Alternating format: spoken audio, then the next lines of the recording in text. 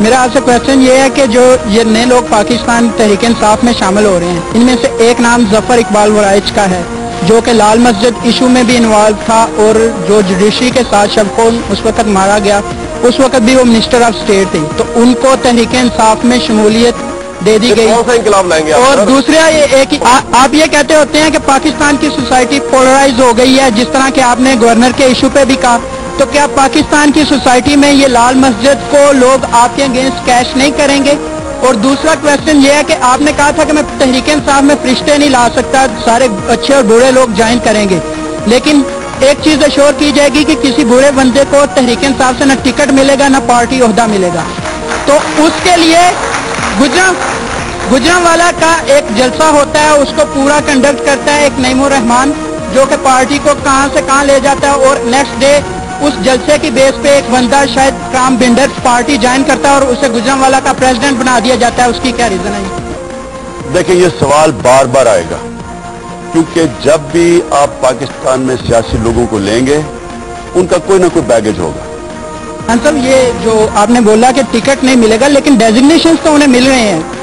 کس کو شاہد اکرم بنڈر آپ نے ایک اپنے ورکر کو جس نے اتنا کام کیا، تو ورکر کی رسپیکٹ کہاں رہ گئی؟ اس کے کام شیری مزاری کہہ رہی ہوں میں چھوڑوں تحریک انصاف پرانا گاربیج ری سائیکل کر لیا عمران خان صاحب نے۔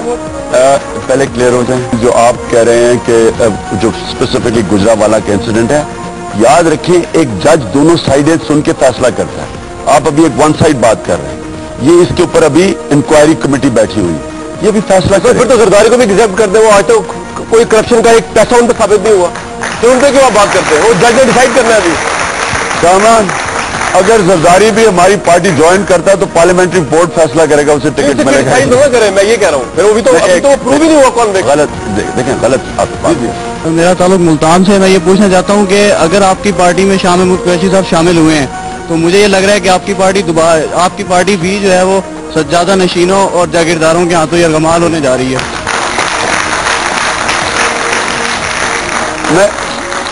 دیکھیں اب آپ نے یہ دیکھنا ہے کہ کیا میں تحریک انصاف جو 15 سال ایک نظریے کو لے کے پھرا ہوں، میں لیڈر ہوں یا نہیں ہوں؟ یہ پاکستان ہے، یہ میں سویڈن کے اندر الیکشن نہیں لڑ رہا، یہ پاکستان ہے، پاکستان کا معاشرہ ہے، اس میں ہر قسم کے لوگ ہیں۔ وہ جن لوگوں نے 15 سال کنٹریبیوشن کیا آپ کی پارٹی میں، وہ سینئر نائب صدر یا نائب صدر بننے کے اہل ہیں یا شاہ محمود قریشی صاحب؟ جو یہ بتا دیجیے۔ اب میں آپ دیکھیں ایک پولیٹیکل پارٹی ہے، یہ نبی صلی اللہ علیہ وسلم کے ساتھ جو 40 لوگ رہے تھے 10 سال میں، یہ کون لوگ تھے؟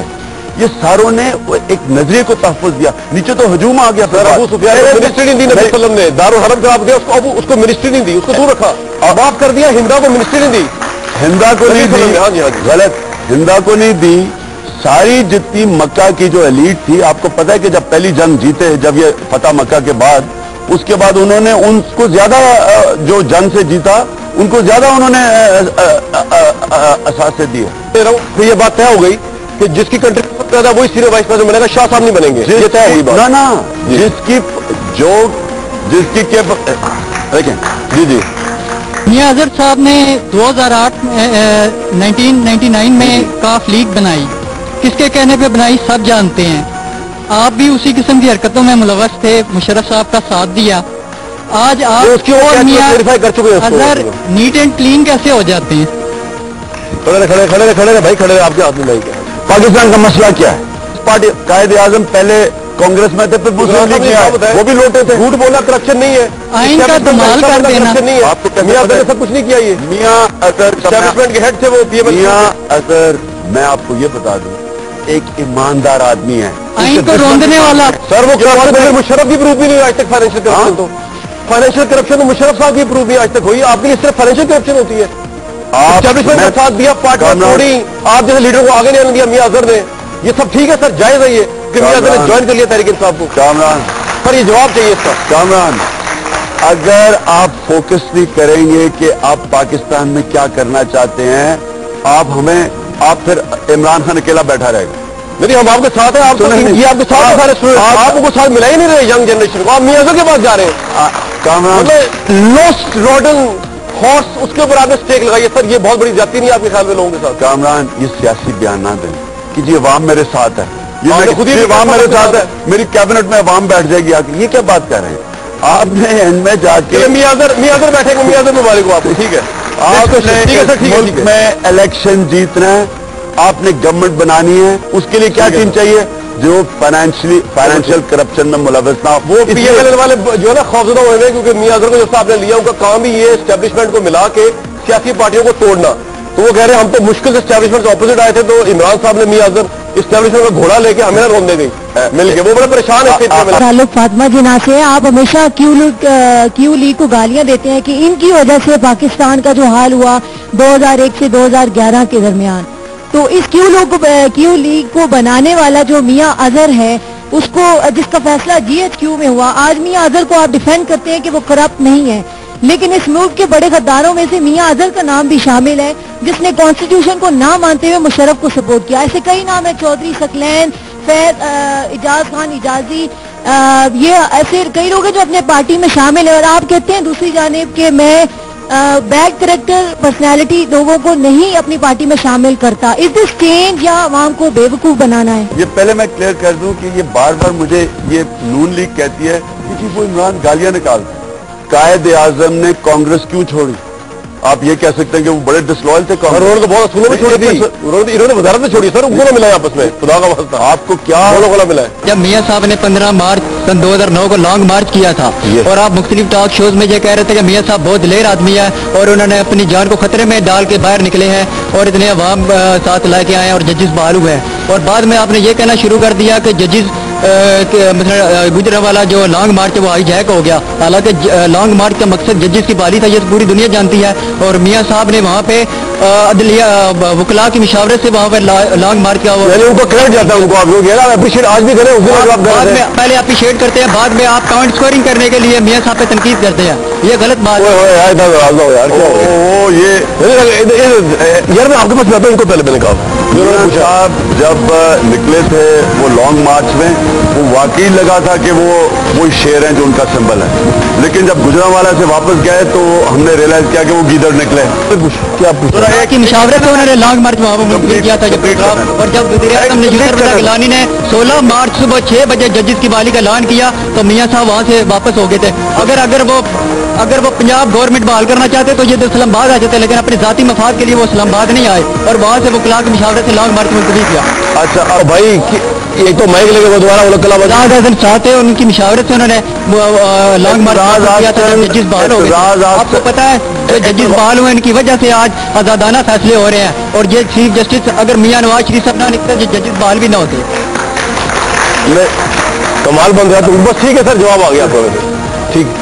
ہاں یہ پہلے تو یہ آپ بالکل غلط بات کر رہے ہیں. جو لانگ مارچ کس لیے کیا گیا تھا, ججز کی بحالی کے لیے کیا گیا تھا, نہ کہ زرداری کو تختہ الٹنے کے لیے کیا گیا تھا. جب ججز بحال ہو گیا, آپ کو پتا ہے سارے ججز بحال ہو گئے جتنے بھی ججز تھے, تو پھر کیا مقصد رہ گیا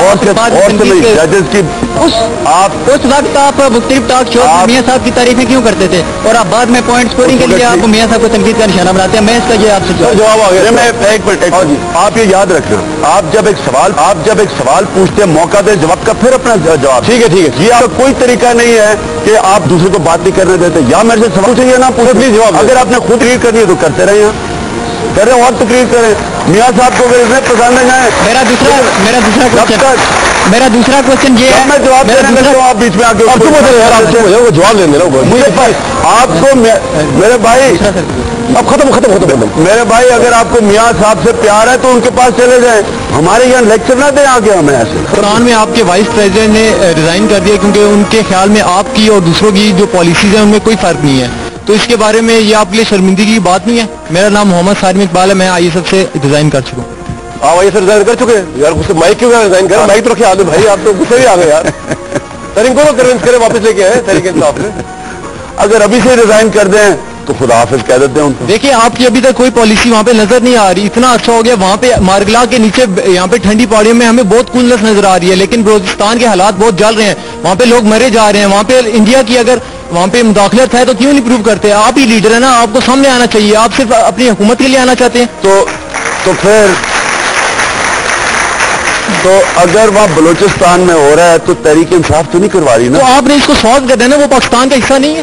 آپ طریقے سے کیونکہ میں یہ سوال بہت جگہ پہ یہ کہہ چکا ہوں، لیکن آج مجھے فرسٹ موقع مل رہا ہے، میں ان سے پرسنلی بھی پوچھ سکا تھا، مجھے نہیں نظر آ رہی بلوچستان کے معاملے میں کہیں آپ پی ایم ایل میں جائیں گے؟ نہیں، میں کہیں بھی نہیں جاؤں گا، میں اگر لڑوں گا میں خود یہ تو بڑی زیادتی ہوئی ہے چلے یار، میں آپ کے غموں برابر کا شریک ہوں.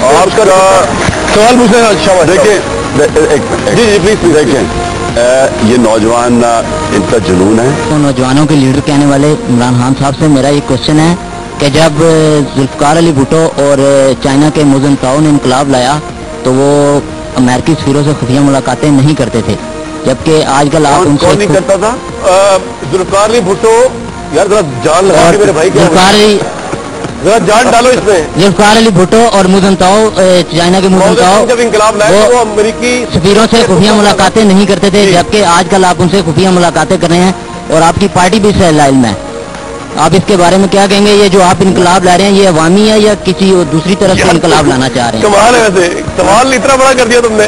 Very good, good question. میں پہلے تو یہ واضح کر دوں کہ امریکی امبیسڈر سے کوئی خفیہ ملاقات نہیں ہوئی.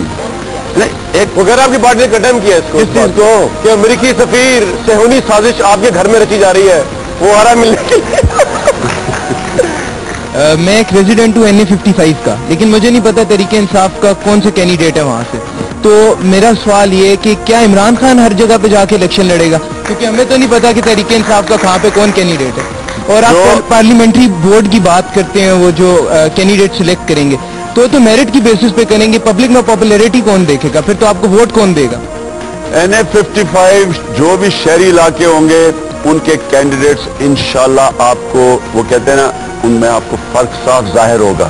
سر ابھی جو آپ کے کرنٹ کینڈیڈیٹ ہے قاسمی صاحب، شاید ان کی جو پرسنالٹی ہے، he is not a good well reputed person in the constituency.